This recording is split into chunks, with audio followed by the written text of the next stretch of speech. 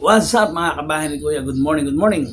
Kamusta na po kayo mga mahal na followers, lahat po ng mga subscribers ko na naniniwala at nagtitiwala sa akin. Salamat po sa aking mga viewers, mga likers, and even sa mga haters. Medyo mababa po ang energy ng inyong Kuya Power J ngayon. Nanonood po kasi ako ng mga vloggers na kung saan po ay napapansinan ni YouTube. Bagamat hindi naman ganun ka sikat pa, pero at least ay nakikita ko na yung kanilang mga pinaghihirapan.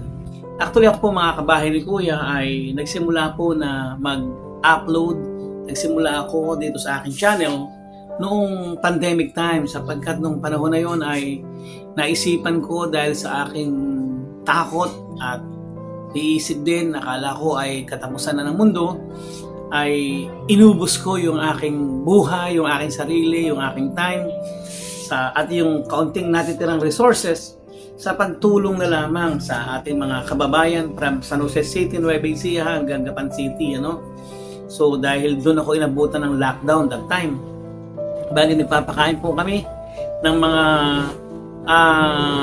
lahat po halos ng mga frontliners na nasa highway, police, mga bumbero, mga volunteers from San Jose City to Gapan City. Yan, lahat po ng aming madadaanan, umaga, tanghali, kahit gabi ay binibigyan po namin ng pagkain sapagkat sabi ko nga, sila ay nagsasakripisyo para sa atin. Anyway, kinuwento ko na sa inyo kung bakit po ako nagsimula dito sa YouTube. So yung aking pong ginagawa na yun ay itinry ko na i-video. Nananawagan ako sa ibang mga kababayan na samahan ako sa pagtulong sa aming mga kababayan. Naisip ko rin mga video yung ginagawa ko, i-upload ko na lamang sa YouTube. At ito na nga, isinilang po ang Power J channel nung kapanahonan ng pandemic. That was 2020. So meaning to say, ay meron na tayong 4 na taon. Ayan. Pero noong nakalipas na taon ay almost 1 year na na-deactivate ako, hindi ko na nagamit itong aking YouTube dahil sa ako po ay nakalimot. Nagkaroon ako ng sakit, nakalimutan ko yung password, hindi ko ma-open. Salamat na lamang sapagkat itong mga I think August yata this year. Parang ganong panahon na retrieve ko uli yung aking channel at eto na, nakisimula na ako. Salamat sapagkat sa kasalukuyan ay meron po tayong 2,229 subscribers, Bagamat we are not yet monetized, we are not yet hindi pa tayo masyadong napapansin ni AdSense at saka ni YouTube, ay marami ng mga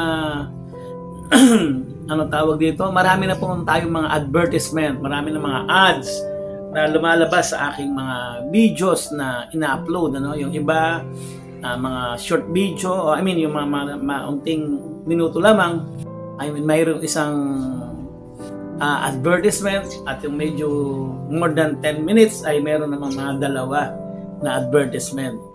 Doon pa lamang natutuwa na po ako sapagkat napapansin na po unti-unti.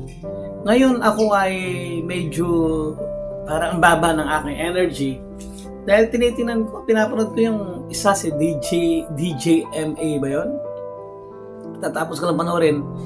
Wala siya masyado mga upload kasi sabi nila para daw ma-monetize ka ay kinakailangang mag-upload ka ng marami araw-araw, gaya ng mga kapimpin brothers na halos araw-araw nag-upload sila, di ba? So sabi naman ni DGMA, hindi naman required na mag-upload ka araw-araw at hindi ito paramihan ng video ay mamomonetize ka.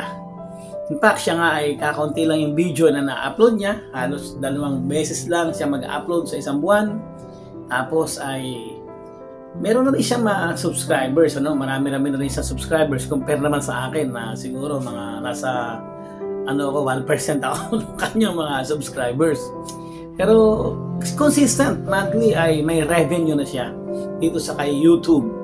So ako naman ay hindi naman ako naiinip, Pwede na!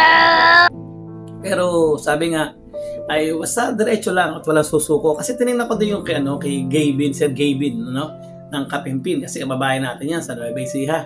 Nakita ko yung sa kanya, parang 2000,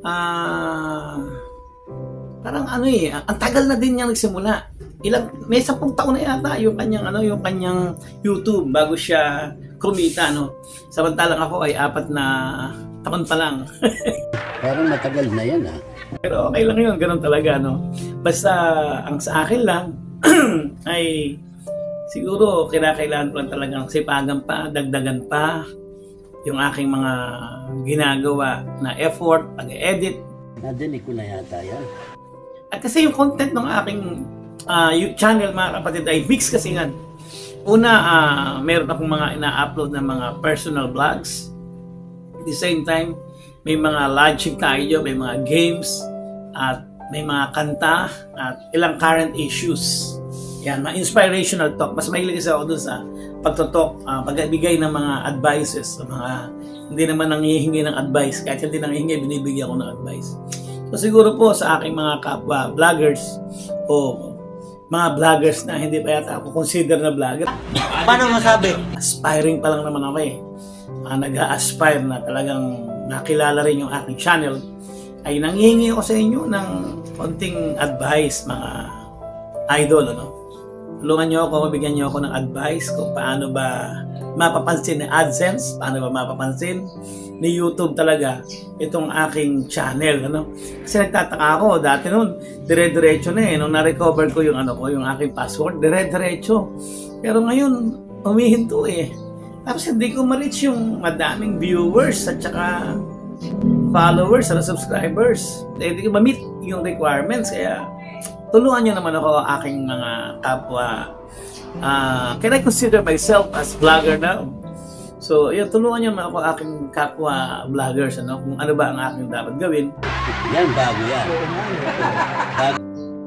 Piece of advice para ma-develop ko at maiayos ko mabuti itong aking channel, So, maraming salamat po sa inyong walang sawang panonood at pagpansin sa akin, sa mga nakakapansin. Salamat mo ng marami. Saka sa mga likers ko, maraming salamat. Sa mga sumusupport at nagmamahal. And even sa mga haters ko na walang ginawa kundi manalangin na wag sanang mapansin ang aking YouTube. Kung meron pa. Anyway, salamat at mabuhay po kayo. Again, this is your Kuya Power J, always saying keep safe and stay healthy. God bless you guys.